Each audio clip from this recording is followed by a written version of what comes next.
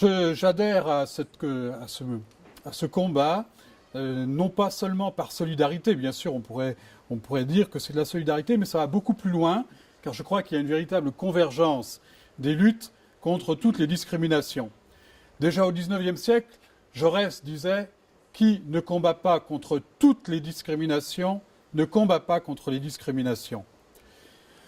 Cette phrase, évidemment, reste totalement vraie.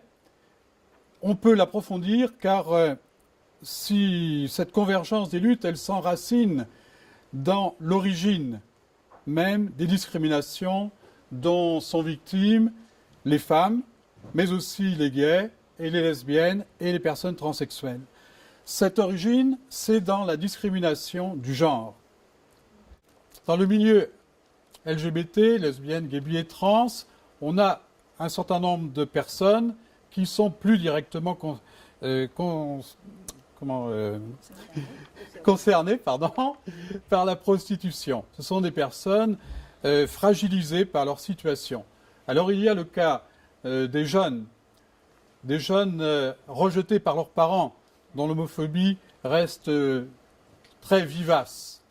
Ces jeunes, évidemment, se retrouvent dans des situations économiques et psychologiques extrêmement difficiles. Certains en sont amenés à une véritable mésestime de soi. Et c'est dans cette mésestime de soi, mélangée avec les difficultés économiques, qu'ils peuvent tomber assez facilement dans la prostitution.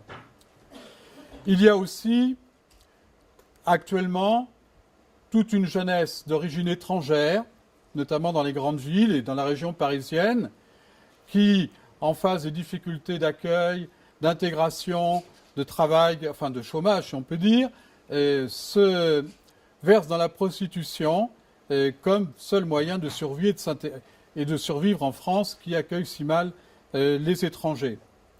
Il y a enfin, bien entendu, les personnes transsexuelles. Ces personnes transsexuelles ont un parcours extrêmement difficile. Si de plus s'ajoute l'origine étrangère, vous voyez les difficultés d'accueil des étrangers, plus la question du parcours et la façon difficile de garder son emploi notamment, amène un certain nombre de ces personnes vers la prostitution. Alors, toutes ces personnes, que ce soit les jeunes, que ce soit les jeunes rejetés par leurs parents, les jeunes d'origine étrangère, les personnes transsexuelles doivent bien sûr être aidées.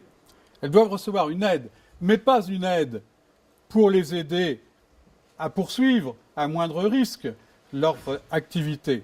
Elles doivent recevoir une aide pour les aider à s'en sortir, pour les aider à construire une vie dans laquelle elles puissent se respecter. Voilà.